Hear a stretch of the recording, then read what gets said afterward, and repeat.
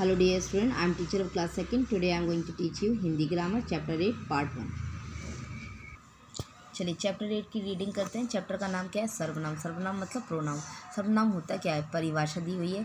संज्ञा के स्थान पर प्रयोग किए जाने वाले शब्द सर्वनाम कहलाते हैं। मतलब संज्ञा की जगह पर जो शब्द प्रयोग किए जाएंगे या जो शब्द संज्ञा की जगह पर आएंगे उन्हें हम सर्वनाम कहते हैं। सर्वनाम शब्द दो शब्दों से मिलकर बना है, सर्व और नाम। तो अतः सर्वनाम शब्द का अर्थ है सबका नाम, उसका दूसरा कोई नाम है ना। अर्थात हम एक ही सर्वनाम शब्द का सबके लिए प्रयोग कर सकते हैं। जैसे उदाहरण, स्नेहा ने कहा मैं रस्सी कूद रही हूँ। तो मैं क्या है? देखो मैं क्या है? सर्वनाम है। तो सोनू ने कहा मैं विद्यालय जा रहा हूँ। अब लड़का के लिए भी मैं लगाए, लड़की के लिए भी मैं लगाए। रिया ने पूछा कोमल तुम कहाँ जा रही हो? और माँ ने पूछा बेटा तुम क्यों सो रहे हो? दोनों के लिए, लड़का और लड़की दोनों के लिए क्या लगाए? तुम लगाए। तो सबका नाम, सबकी जगह पर जो एक शब्द प्रयोग किया जाता है उसे हम सर्वनाम कहते हैं। उपरोक्त वाक्योक्त में सर्वनाम मैं और तुम का प्रयोग किया हुआ है। मैं का प्रयोग स्नेहा और सोनू के लिए हुआ है, तुम का प्रयोग रिया और बेटा के लिए हुआ है।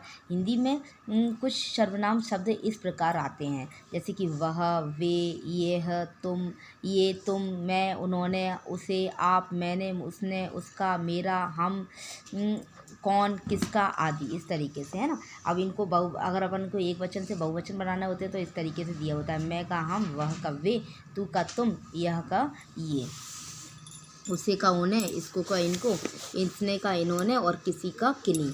सर्वनाम कई प्रकार के होते हैं। सर्वनाम के भेद आ गए। भेद मतलब काइंड्स, यानी कि प्रकार या टाइप्स ऑफ सर्वनाम आ गए, है ना। तो सर्वनाम के कई प्रकार होते हैं। सबसे पहले आता है पुरुषवाचक सर्वनाम, फिर निश्चयवाचक, अनिश्चयवाचक, संबंधवाचक और प्रश्नवाचक। होते क्या हैं देखेंगे। प्रश्नवाचक सर्वनाम का क्या मतलब होता है? कहने वाला अपने लिए, सुनने वाले के लिए या जिससे बात कहे उसके नाम के स्थान पर जिन शब्दों का प्रयोग करते हैं वे पुरुषवाचक सर्वनाम कहते हैं। जैसे कि मैंने तुमसे कहा था कि वह भला आदमी नहीं है। यहाँ पर मैं बात करने वाले के लिए, तुम बात सुनने वाले के लिए तथा वह जिसके बारे में बात की जा रही है उसके लिए प्रयुक्त है। और ये सारे क्या हैं?